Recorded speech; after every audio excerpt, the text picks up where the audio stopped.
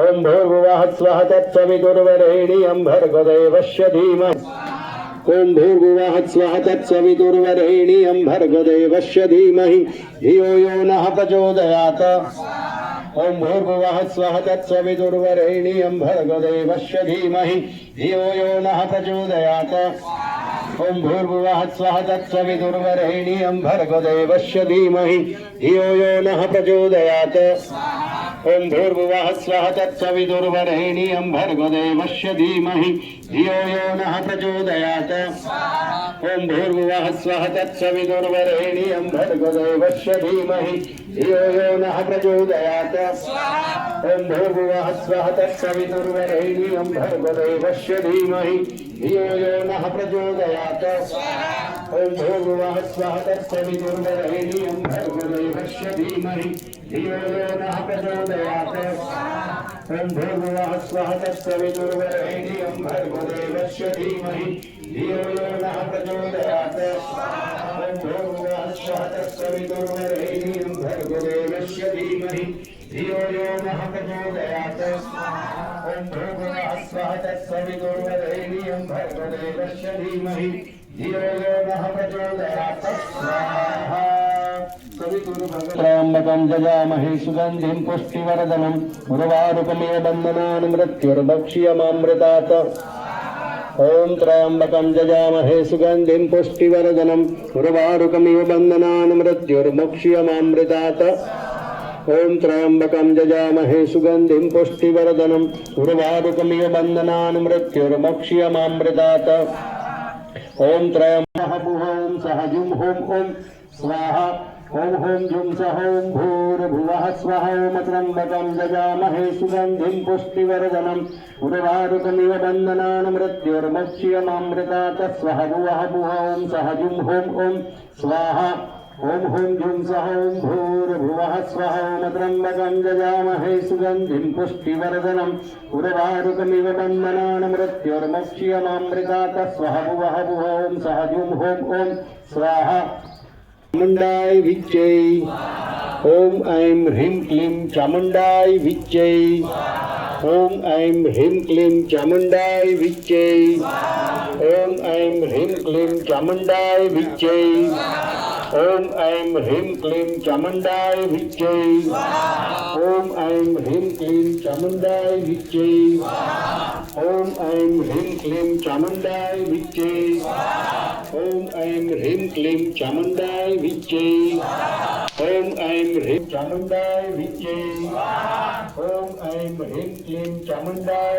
विच्चै ओम ऐं ह्रीं क्लीं चामुंडाय विच्चै ओम ऐं ह्रीं क्लीं चामुंडाय विच्चै ओम ऐं ह्रीं क्लीं चामुंडाय विच्चै ओम ऐं ह्रीं क्लीं चामुंडाय विच्चै पूर्णमदः पूर्णमिदं पूर्णात् पूर्णमुदच्यते पूर्णस्य पूर्णमादाय पूर्णमेवावशिष्यते ओम पूर्णादरविपरापत सुपूर्णा पुनरापत वैष्णव विक्रीणा वह इखमुर्जगुं सचक्रतो स्वाहा પધરાવજો અંદર શ્રીફળ ધીરે રહીને ખૂબ સરસ પાછું ઘી ભરી લેવાનું એની પર સોપારી રાખવાનું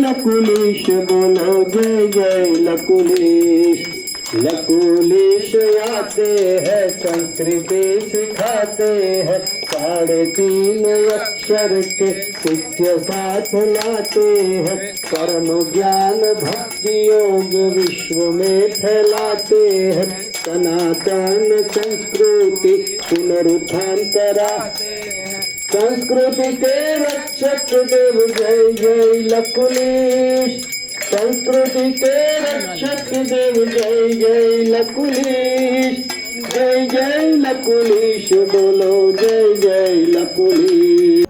आत्मीय जनों ने ओम जय भगवान। आज અમદાવાદ મુકામે પંચકુંડીય મહાયજ્ઞ સંપન્ન થયો. આપણા સનાતન ધર્મના શાસ્ત્રોમાં બે કર્મો વિશે વિશેષ મહત્વ આપવામાં આવ્યું છે, યોગ અને યજ્ઞ. આપણી આધ્યાત્મિક શક્તિઓ વધારવા માટે, જીવાત્માના કલ્યાણ માટે યોગ સાધનાનું મહત્વ સમજાવવામાં આવ્યું છે. અને વર્તમાન જીવન સુખપૂર્વક રહે, પરિવાર, સમાજ અને સર્વેના સુખ માટે આ જન્મ પછીના જન્મોમાં પણ આપણી ઉત્તમ સુખકારક સ્થિતિ બની રહે તે માટે વાયુમંડળ ઉત્તમ બને, જીવસૃષ્ટિ સુખરૂપ આગળ વધે, શિયાળો, ઉનાળો, ચોમાસું એટલે કે ઋતુચક્ર ઉત્તમ રીતે આગળ વધે, તે બધા માટે યજ્ઞનું મહત્વ આપવામાં આવ્યું છે. વર્તમાન કાળની સ્થિતિ જોવામાં આવે તો ઘણા ઓછા તેવા વ્યક્તિઓ છે કે જે પોતે યજ્ઞ કરી શકતા હોય. આપણા ભારતમાં સહસ્ત્ર વર્ષો પહેલા ઘણા યજ્ઞ થતા હતા, પરંતુ મુસ્લિમ આક્રમણો થયા અને મુસ્લિમો દ્વારા આપણા મંદિરો, આપણા ધર્મ કર્મોને જ્યારે નષ્ટ કરવામાં આવતા રહ્યા, પરિણામ ધીરે ધીરે સમાજમાંથી જે આપણી પરંપરાઓ હતી તે નષ્ટ થતી ચાલી. પછી બ્રિટિશ કાળ આવ્યો અને આઝાદી મળ્યા પછી પણ જે આપણે સદીઓથી જે છૂટતું ગયું હતું તે મોટા ભાગે છૂટેલા રહ્યા જેવું જ રહ્યું. આપણે બધાએ પ્રયત્ન કરવો જોઈએ કે જેમ આપણે બધા શિક્ષણ પ્રાપ્ત કરીએ છીએ, બાળકોને ભણાવીએ છીએ, મોબાઈલ ચલાવતા શીખીએ છીએ, કાર ચલાવતા શીખીએ છીએ, તેવી જ રીતે યજ્ઞ કરવો, દેવપૂજન કરવું, સંધ્યા કર્મ કરવું, યોગ કરવો આ શીખવું જોઈએ. પરંતુ મોટા ભાગે આપણે તેને તેટલું મહત્વ ના આપ્યું. આપણે તેવું સમજ્યા કે વર્ષે, 2 વર્ષે, 5 વર્ષે જ્યારે યજ્ઞ કરવો હોય ત્યારે આપણે બ્રાહ્મણ દેવને બોલાવીએ, ભૂદેવને બોલાવીને યજ્ઞ કરાવી દઈએ.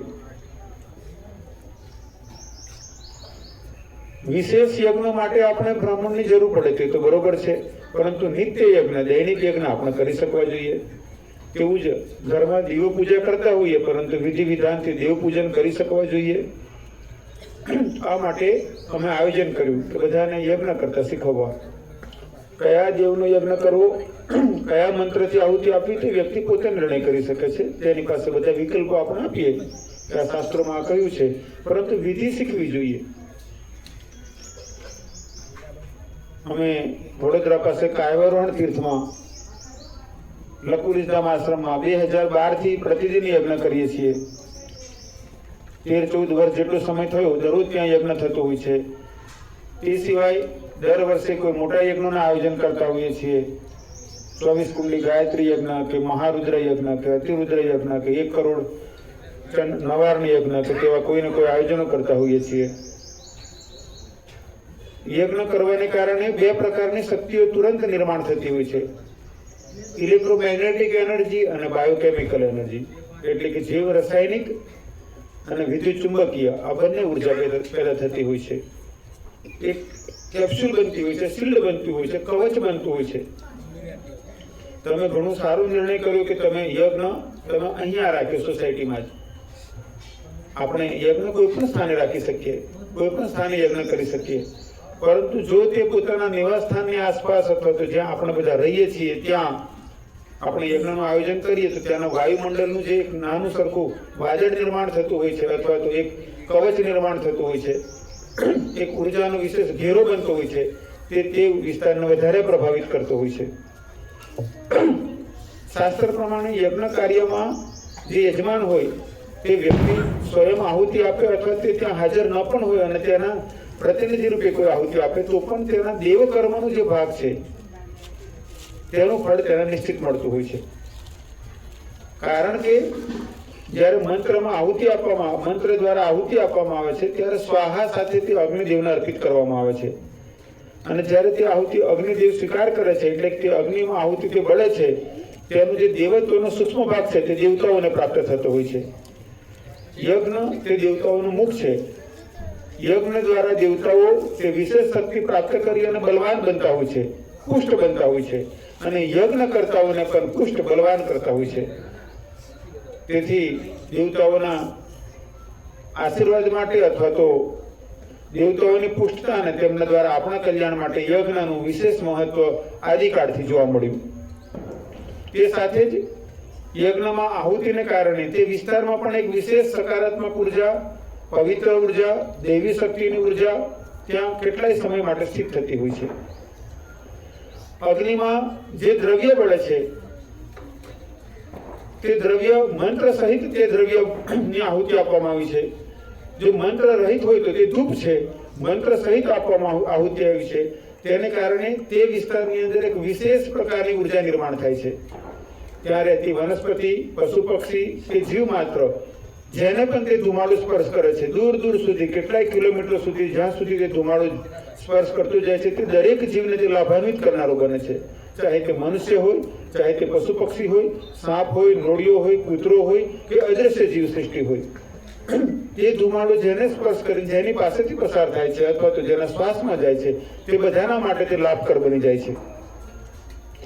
તદુપરાંત તે યજ્ઞના ક્ષેત્રમાં એટલે કે તે ધુમાડો જ્યાં જ્યાં ફેલાયેલો છે તે સર્વ ક્ષેત્રની અંદરથી રોગ પ્રતિકારક શક્તિ વધે છે અને હાનિકારક કીટાણુઓ ઘટી જાય છે અથવા નષ્ટ થઈ જાય છે. નકારાત્મક શક્તિઓનો જો ત્યાં પ્રભાવ હોય તો તે નષ્ટ થાય છે અથવા ઘટી જાય છે, અને સકારાત્મક શક્તિઓ, દેવી શક્તિઓનો પ્રભાવ વધી જાય છે. એટલે આપણા ઋષિ મુનિઓએ કહ્યું કે યજ્ઞ જરૂર કરવા જોઈએ. આપણે પ્રયત્ન કરવો જોઈએ કે આપણા ઘરમાં દરરોજ યજ્ઞ થાય. ચાહે 10-15 મિનિટ માટે યજ્ઞ કરો, પણ દરરોજ યજ્ઞ થાય. કદાચિત દરરોજ યજ્ઞ ન કરી શકો તો અઠવાડિયે 2 દિવસ 3 દિવસ યજ્ઞ કરો, નહીં તો મહિનામાં 2-4 દિવસ યજ્ઞ કરો, પણ યજ્ઞ જરૂર કરવો જોઈએ. આપણે તેવું ન કહી શકીએ કે સમય નથી અથવા અનુકૂળતા નથી, કારણ કે બધાની પાસે સમય પણ છે અને અનુકૂળતા પણ છે. યજ્ઞ કેટલા રૂપિયામાં થઈ શકે? 2-5 રૂપિયામાં યજ્ઞ કરી શકીએ, 500 રૂપિયામાં યજ્ઞ કરી શકીએ, 5 કરોડ ને 50 કરોડમાં યજ્ઞ કરી શકીએ. એક માટીનું પાત્ર અથવા તાંબાનું પાત્ર લઈ અને તેમાં ગાયના ગોબરના છાણા અથવા તો આંબા ઇત્યાદિના થોડા લાકડા લઈ અને એક કટોરીમાં તલ અને એમાં 1-2 ટપકા અથવા તો અડધી ચમચી 5 ચમચી ઘી મિક્સ કરી અને તેના દ્વારા પણ આપણે આહુતિ આપીને યજ્ઞ કરી શકીએ છીએ. વધારે અનુકૂળતા હોય તો વધારે સારી રીતે યજ્ઞ કરી શકીએ છીએ, વધુ દ્રવ્યનો પ્રયોગ કરી શકીએ છીએ, પણ યજ્ઞ કરવો જોઈએ. આજે અહીંયા તમે બધાએ જે યજ્ઞનો લાભ લીધો, જેમને યજ્ઞમાં આહુતિ આપી છે, તે જેમને આહુતિ નથી આપી પરંતુ યજ્ઞ કરાવવામાં નિમિત્ત બન્યા છે, યજ્ઞ કરવામાં નિમિત્ત બન્યા છે, ચાહે તે તનથી, ચાહે તે ધનથી, ચાહે તે અન્ય કોઈ રીતે, તે બધા જ આ યજ્ઞ દ્વારા નિર્માણ થતી દેવી શક્તિનો લાભ તે બધાને મળતો હોય છે. પરંતુ આપણે ફક્ત અગ્નિમાં આહુતિ આપી અને યજ્ઞ થઈ ગયો, તે યજ્ઞનો એક ભાગ છે. હજુ યજ્ઞનો એક બીજો ભાગ બાકી રહ્યો, અને તે તમારે હવે અહીંયાથી જાઓ છો ત્યારે તે ભાગને જીવનમાં અપનાવવાનો નિર્ણય કરવાનો છે.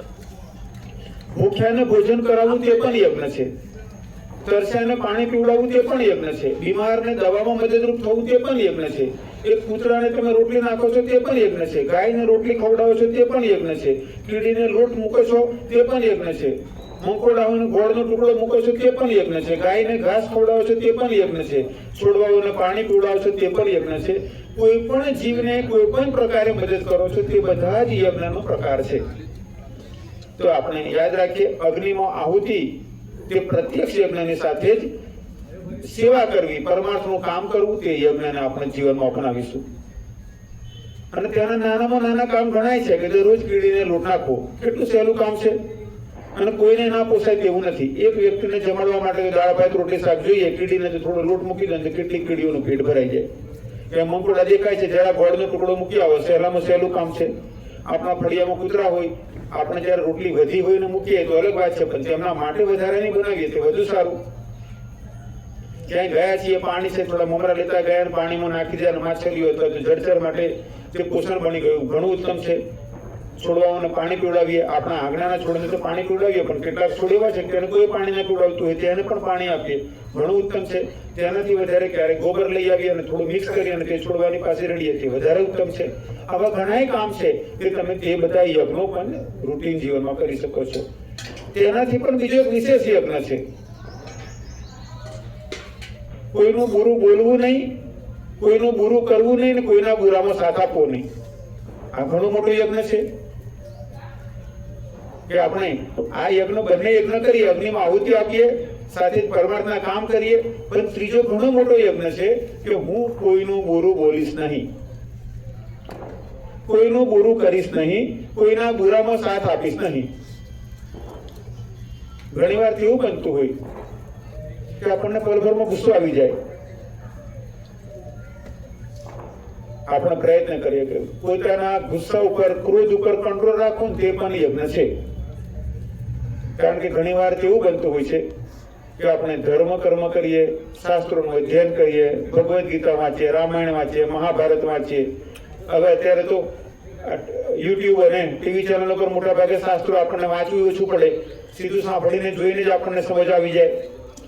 તો આ બધું સાંભળીએ, જોઈએ, પરંતુ પરિણામ જેમ છોકરો 10મા ધોરણમાં બેઠો હોય, પરીક્ષા આપે ત્યારે ખબર પડે કે તેને આખું વર્ષ શું કર્યું. 12મા ધોરણની પરીક્ષા આપે, રિઝલ્ટ આવે ત્યારે આપણને ખબર પડે, અને છેલ્લે પરિણામ આપણે 2 શબ્દ પૂછે, કેટલા ટકા.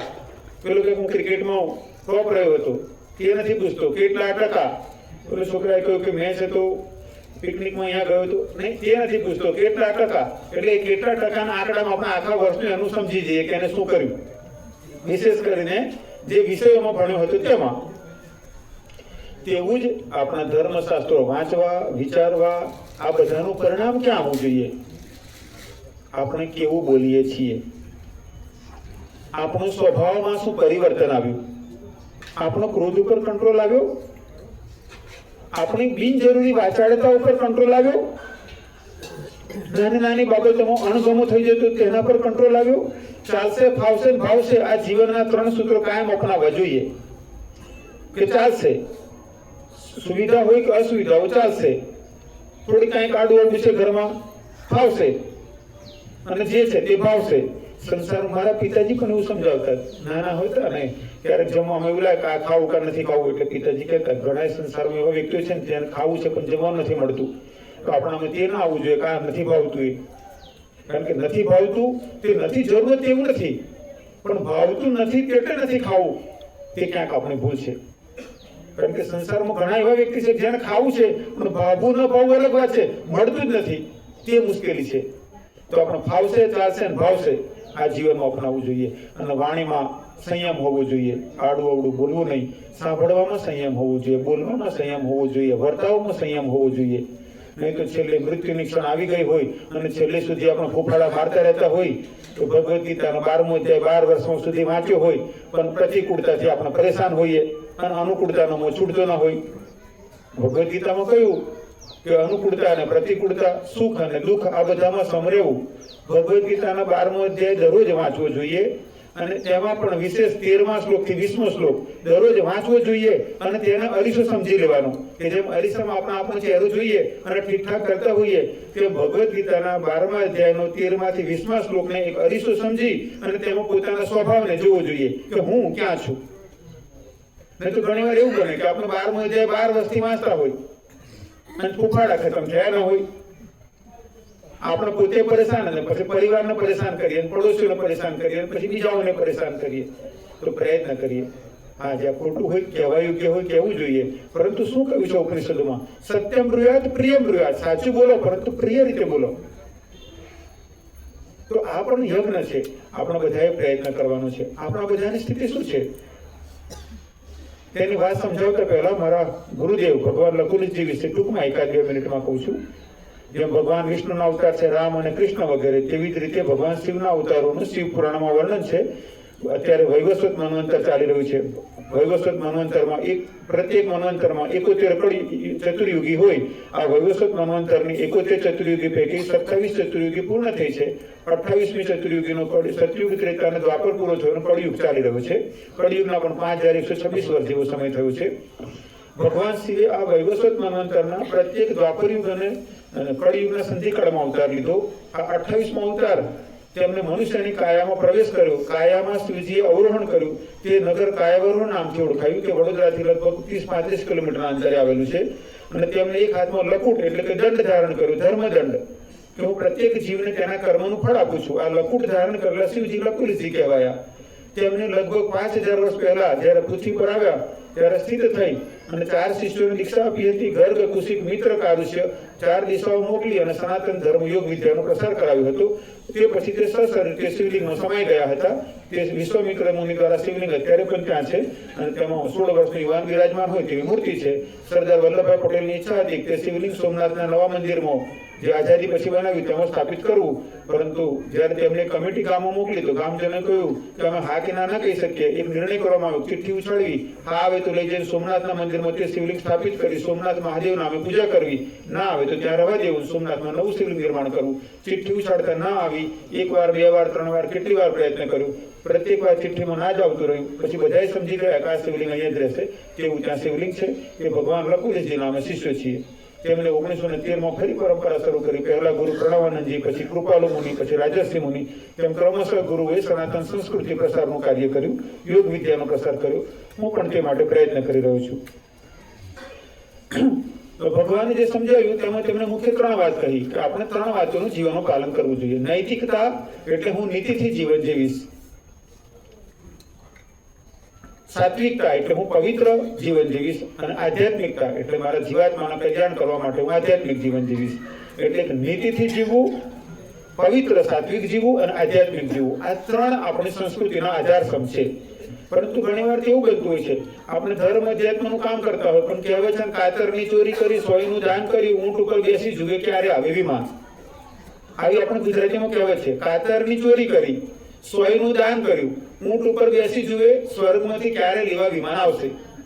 તો આપણે પહેલા કાતરની ચોરી ના કરીએ અને સોયનું દાન કરીએ તો સારું. આનું નામ નૈતિકતા. એટલે કે સંતોષી જીવન હોવું જોઈએ. જે નથી તે પ્રાપ્ત કરવા માટે પુરુષાર્થ કરવો પણ અનિતિ ન કરવી, આ થઈ નૈતિકતા. સાત્વિકતા એટલે પવિત્ર જીવન જીવવું, જેમ મલમૂત્ર ત્યાગ ઇત્યાદિ, પછી સ્નાન કરવું, નહીં તો હાથ પગ મોં ધોઈ 3 કોગળા કરવા, પવિત્ર ધોયેલા વસ્ત્ર પહેરીએ અને પવિત્રતાના પાલનપૂર્વક આપણું જીવન જીવીએ, દેવ કર્મો કરીએ, પૂજન કરીએ, યજ્ઞ કરીએ, તો આ સાત્વિકતા છે. આધ્યાત્મિકતા એટલે આપણા મનને આપણે અંતર્મુખી બનાવીએ અને ઈશ્વરીય શક્તિઓ સાથે જોડવા પ્રયત્ન કરીએ, આધ્યાત્મિકતા થઈ. તો આપણે આ 3 પ્રયત્ન કરવા જોઈએ. વર્તમાન કાળમાં ભગવાને કહ્યું કે સનાતન સંસ્કૃતિ પુનરુત્થાન માટે મારા શિષ્યોએ પ્રયત્ન કરવાનો છે. તો આવી જરૂરત કેમ ઉપસ્થિત થઈ? પુનઃ ઉત્થાન કરવું એટલે એક ઉપર રહેલી કોઈ વસ્તુ અથવા કોઈ સ્થિતિ પતન થઈને નીચે તરફ આવી જાય તો ઉઠાવીને પુનઃ જ્યાં ઉપર હતું ત્યાં મૂકવું, તેનું નામ પુનરુત્થાન. આપણી સંસ્કૃતિ જે ઊંચાઈ હતી વર્તમાન કાળની સ્થિતિમાં તેનું પતન થતું ગયું. ધીમે ધીમે એવું થતું ગયું કે દુર્યોધનની નીતિ અને ભરતની નીતિને સમજો. દુર્યોધન શું કહે છે? તારું તો તારું, મારું તારું તો મારું, અને મારું તો મારું અને તારું પણ મારું. આને કહેવાય દુર્યોધનની નીતિ. દુર્યોધન કહે છે કે મારું છે તે તો મારું જ, પણ તારું છે એ પણ મારું. આ દુર્યોધનની નીતિ. અને રામાયણના ભરતની નીતિ કે તારું તો તારું પણ મારું પણ તારું. આને કહેવાય રામાયણના ભરતની નીતિ. આપણે રામાયણે વાંચીએ, મહાભારતે વાંચીએ, પણ છેલ્લે ફરીને પછી ક્યાં આવે? મારું મારું, તારું મારું. તો રામાયણ મહાભારત વાંચીતા કે વાંચી તો ખરી, પણ એનો મતલબ એવો થોડો. આપણે જોઈએ તો ઘરમાંથી બધી જગ્યાએ આ સ્થિતિ કેટલી જોવા મળતી હોય છે. આપણે બદલાઈએ, રામાયણમાંથી શીખીએ. 100% ત્યાગ ના કરી શકીએ તો આંશિક ત્યાગ તો કરતા શીખીએ. એટલે કે તારું તો તારું, મારામાંથી કંઈક તારું તો ભરત થયા, અને મારું મારું, તારામાંથી કંઈક મારું તો દુર્યોધનનો અંશ થયો. તો આપણે સનાતન સંસ્કૃતિને આગળ વધારવા માટે પ્રયત્ન કરતા પ્રથમ કામ શું કરવું જોઈએ? તો કે જ્યાં સુધી આપણને ખબર જ નથી સાચી વાતની, ત્યાં સુધી પાલન કેવી રીતે કરીશું? તો ખબર પાડવા શું કરવું? શાસ્ત્ર અધ્યયન, શાસ્ત્રોનું અધ્યયન કરવું. કયા શાસ્ત્રો વાંચીએ? શાસ્ત્રો ઘણા છે આપણા. 4 વેદ, 18 પુરાણ, 6 દર્શન શાસ્ત્ર, મુખ્ય 11 ઉપનિષદ અને ઘણા બધા ઉપનિષદો. તે સિવાય સંહિતા ગ્રંથો, સ્મૃતિ ગ્રંથો, ઇતિહાસ ગ્રંથો, બ્રાહ્મણ ગ્રંથો, આરણ્ય ગ્રંથો, આ બધા ઘણા ગ્રંથો છે. પણ મુખ્યતઃ 6 દર્શન શાસ્ત્રો, 11 ઉપનિષદો અને 1 ભગવદ્ ગીતા, આ 18 ગ્રંથો વાંચવાનો ચોક્કસ પ્રયત્ન કરજો. આપણા મુખ્ય ઉપનિષદો 11 છે. અત્યારે તો એવી સ્થિતિ છે કે પીએચડી કરેલા છોકરાને પૂછે કે 11 ઉપનિષદના નામ બોલ, તો કે તેને ખબર ના હોય, કારણ કે છૂટી ગયું. ઈશ કેન કઠ પ્રશ્ન મુંડક માંડુક્ય એતરે તેતરીય શ્વેતાશ્વેત છાંદોક્ય બૃહદારણ્ય, આ આપણા મુખ્ય 11 ઉપનિષદો. એમાંય તમે થાય ગુરુજી આ બધું ક્યારે વાંચી રહ્યા? ઈશ ઉપનિષદ વાંચવામાં હજી તમે સંસ્કૃત ને ગુજરાતી બે વાંચો તો કદાચ 10 મિનિટ લાગે. એકલું ગુજરાતી વાંચો ત્યાં 3 કે 4 મિનિટ લાગે. તમે એવું થાય ગુરુજી બધું સમજ પડશે, થોડીક તો સમજ પડશે, કાંઈક તો ખબર પડશે કે આવું કંઈક છે. આપણા 11 ઉપનિષદો વાંચવા જોઈએ, 6 દર્શન શાસ્ત્રો વાંચવા જોઈએ, સાંખ્ય, યોગ, ન્યાય, વૈશેષિક, પૂર્વ મીમાંસા અને ઉત્તર મીમાંસા. આ બધાને આ 6 દર્શન શાસ્ત્રો વાંચવામાં લગભગ 2 થી 3 કલાક લાગે. એક વાર તમે વાંચી એકલું જાઓ તો 2-3 કલાકમાં 6 વંચાઈ જાય. અને 18મું છે ભગવદ્ ગીતા. ફરી યાદ કરાવું છું, 11 ઉપનિષદ, એકાદશ ઉપનિષદ નામનું પુસ્તક મળે છે. એક સાથે 11 ઉપનિષદ અંદર આવી જાય, લગભગ આવડી નાની ચોપડી હોય છે. 6 દર્શન શાસ્ત્રો, 11 ને 6 17, 18માં નંબરનો ભગવદ્ ગીતા. આમાં એકય જગ્યાએ નથી કહ્યું તમે રામને માનો, શિવજીને માનો, માતાજીને માનો, હનુમાનજીને માનો, ગણપતિજીને માનો. આ માનો માત્ર માટેના ગ્રંથો છે. કેવું જીવન જીવવું, કેવું વિચારવું અને કેવી રીતે આપણે આધ્યાત્મિક પ્રગતિ કરવી એનું સુસ્પષ્ટ માર્ગદર્શન છે. કોઈ વ્યક્તિ ખોટું કહી શકે, આ શાસ્ત્રો ખોટું નથી કહેવાના. કોઈ વ્યક્તિના કહેવામાં ભૂલ હોઈ શકે, આ શાસ્ત્રોમાં ભૂલ નથી. કેમ ભૂલ નથી તેમાં? તેમને તે શાસ્ત્રો આપણને આપ્યા છે કે જેમના મતે ક્ષમતા હતી, હજારો વર્ષો પહેલાનું જોઈ શકતા હતા, વર્તમાનને જાણતા હતા અને હવે પછી આવવાની સ્થિતિને પણ જાણતા હતા. તેવા મહાત્માઓએ કઈ લખેલા શાસ્ત્રો છે, તેવા મહાત્માઓએ કહેલા શાસ્ત્રો છે. એટલે પહેલું કામ શાસ્ત્રોનું અધ્યયન કરવું જોઈએ. બીજું કામ તેને અપનાવવા જોઈએ અને ત્રીજું કામ તેનો પ્રસાર કરવો જોઈએ. જ્યારે આપણે શાસ્ત્રો વાંચીશું ત્યારે આપણને ખબર પડશે કે આપણે કેટલી બધી અંધશ્રદ્ધાઓમાં જીવી રહ્યા છીએ, કેટલી બધી ગલતફહેમી છે આપણી અંદર. વગર કામના ઇમોશનલ બનીને ખોટા માર્ગે ચાલતા હોઈએ, ખોટા ખર્ચાએ ઘણીવાર કરતા હોઈએ, ઘણીવાર ટાઈમે વેસ્ટ કરતા હોઈએ. જ્યારે વાંચીશું ત્યારે ખબર પડશે કે આ જ રાઈટ છે. એટલે આપણને કોઈ કહે તો આપણે એમને આદરપૂર્વક કહી શકીએ કે અમે આપણો આદર કરીએ છીએ, પણ શાસ્ત્રમાં તો આવું કહેલું છે. તો શું તમે અત્રિ મુનિ કરતા મોટા છો? તો અત્રિ મુનિ કરતા વધારે જ્ઞાની છો? વશિષ્ઠ મુનિ કરતા વધારે જ્ઞાની છો? તો કે ના. તો પછી બેમાં કોણ સાચા? અત્રિ મુનિ સાચા કે કશ્યપ મુનિ સાચા કે વશિષ્ઠ મુનિ સાચા કે ભારદ્વાજ મુનિ કે પછી તમે સાચા? જો તે મહામુનિઓ સાચા છે અને બીજા કોઈની વાત ખોટી છે તો આપણે તે મહામુનિઓની વાત માનીને તેનું પાલન કરવું જોઈએ. તો આપણે શાસ્ત્ર અધ્યયન કરીએ, સાથે તે શાસ્ત્રોમાં કહ્યું છે કે યજ્ઞ કરવું જોઈએ, યોગ કરવું જોઈએ. આપણા જીવાત્માને આધ્યાત્મિક માર્ગે લઈ જવા માટે આપણીમાં જે કમીઓ છે, બુરાઈઓ છે તેને દૂર કરવી જોઈએ, તેનું પાલન કરવું જોઈએ. આપણા બાળકો પરિવારને શીખવવું જોઈએ અને ત્રીજું કામ છે તેનો પ્રસાર કરવો જોઈએ. જ્યાં સુધી આ 3 વાતો નહીં આવે કે શાસ્ત્ર અધ્યયન, તેનું જીવનમાં પાલન અને તેનો પ્રસાર, ત્યાં સુધી સનાતન સંસ્કૃતિના પ્રસારમાં ક્યાંક ને ક્યાંક આપણે કમી કરી રહ્યા છીએ. અમે પ્રયત્ન કરી રહ્યા છીએ કે ભગવાન લકુલિજીના આદેશ અનુસાર સનાતન સંસ્કૃતિ પુનરુત્થાન કાર્ય માટે ભારતમાં અને વિદેશોમાં કોઈને પણ તેવો આગ્રહ કર્યા વિના કે તમે રામને માનો કે શિવજીને માનો, માતાજીને કે ગણપતિજીને કે હનુમાનજીને કે આ દેવ કે દેવીને માનો, તમારી જેમ શ્રદ્ધા હોય તેમાં માનો, પરંતુ સનાતન ધર્મને માનો, હિન્દુ બનેલા રહો અને આપણા યજ્ઞ યોગને જીવનમાં અપનાવતા પોતાનું કલ્યાણ કરો. સાથે તમારા બાળકો પરિવારને પણ તેવા સંસ્કાર આપો, સમાજમાં તેવા સંસ્કાર અને શાસ્ત્રના પ્રસાર માટે પ્રયત્ન કરો. સાથે જ અમારા આશ્રમમાં કોઈને આગ્રહ નથી ત્યાં આગળ કે કઈ આ દેવને માનો, પરંતુ સાથે એ પણ છે કે જાતિ પાતિનો ભેદભાવ નથી. ગેટની અંદર આવ્યા એટલે બધા હિન્દુ, એક જ પંગતમાં બેસીને જમવાનું, કોઈ ત્યાં વીઆઈપી નથી. હું પણ બધાની વચ્ચે બેસીને એક સમાન ભોજન કરું છું. બધાના માટે જમવાનું સમાન છે, રહેવાની પણ સમાન વ્યવસ્થા છે. નિઃશુલ્ક છે, જમવાનું નિઃશુલ્ક છે, રહેવાનું નિઃશુલ્ક છે. જાતિ પાતિનો ભેદભાવ નથી. યજ્ઞ યોગ વગેરે શીખવાનું ત્યાં વ્યવસ્થા છે. ગૌશાળા છે, 104 જેવી સંખ્યા છે. અત્યારે ગુરુકુળ ચાલે છે જ્યાં હિન્દુ બાળકોને સંસ્કૃત શિક્ષણ, અંગ્રેજી શિક્ષણ, શસ્ત્ર વિદ્યા એટલે કે રાઇફલ શૂટિંગ, ઘોડેસવારી, તલવારબાજી, લાઠી ચલાવી અને સ્વસુરક્ષા શિક્ષણ અને સાથે જ દરરોજ યજ્ઞ કરતા હોય છે છોકરાઓ, યોગ કરવાનો, દેવ પૂજન સંધ્યા, આ બધાનું શિક્ષણ આપવામાં આવે છે. અને પ્રયત્ન છે કે જે સક્ષમ છે તે ત્યાં આગળ એક બાળક પાછળ 1,71,000 જેવો ખર્ચો છે, પણ અમે 70,000 રૂપિયા રાખ્યા છે. એમાં આખું બસ રહેવાનું, જમવાનું, કપડાં, પેન, પેન્સિલ બધી વ્યવસ્થા આવી ગઈ. અને તે કદાચ કોઈ 70 ના આપી શકે એવું સક્ષમ ન હોય તો 60, 50, 40, 30, 20, 10, 5, 2, 1 નહીં તો શુભેચ્છા. પરંતુ કોઈ હિન્દુ ધનને કારણે ત્યાંથી પાછું ન જવું પડે તેવી ત્યાં અમે વ્યવસ્થા કરી છે. આ બધાને આમંત્રણ છે. આપ જે આગળ સમજાવ્યું કે યજ્ઞ દરરોજ કરવા પ્રયત્ન કરજો, યોગ કરજો, યજ્ઞ ના આવડતો હોય તો શીખજો. અહીંયા ઘનશ્યામભાઈ, સુરેશભાઈ બધા અમે લકુલિશ યોગાશ્રમ અમદાવાદ સંસ્થા બનાવી છે. આ બધી અહીંયા ટીમ છે, બધા અમારા યોગાશ્રમના કાર્યકર્તાઓ છે. તમને નિત્ય યજ્ઞની પુસ્તક જોઈતું હોય તો અત્યારે અહીંયા સતત આપશે, નહીં તો પછી મંગાવીને પણ આપશે. યજ્ઞ શીખજો, યોગ કરજો, આપણી સંસ્કૃતિનું પાલન કરવા પ્રયત્ન કરજો, ધર્મનું પાલન કરવા પ્રયત્ન કરજો. અને જ્યારે મોકો મળે ત્યારે કાયવરણ ચોક્કસ આવજો. અનુકૂળતા હોય 1-2 દિવસ રોકાજો. આપણે બધા મળીને પ્રયત્ન કરીએ કે આપણી સંસ્કૃતિનો પ્રસાર થાય. છેલ્લે જે ઘર પરિવાર પેઢીમાં વર્તમાનમાં ગમે તેટલી મુશ્કેલી કેમ ના હોય, જમવાની મુશ્કેલી હોય, રૂટીન ચલાવવાની મુશ્કેલી હોય, પરંતુ જો સાચી રીતે ધર્મનું પાલન કરે તો તે પેઢી સુખી થવાની તે નિશ્ચિત માનવું. અને જેની પેઢીમાં વર્તમાનમાં ગમે તેટલી ધન સંપત્તિ, સન્માન, સત્તા, સુખ સુવિધા હોય પણ ધર્મનો ત્યાગ કરી દે તો દુર્યોધનની જેમ નિશ્ચિત માનવું કે તેનું પતન થવાનું. આપણે નક્કી કરવાનું છે કે આપણા બાળકોને ફક્ત મકાન, જમીન, જાયદાદ, ધન સંપત્તિ આપવી છે કે ધર્મ પણ આપવો છે.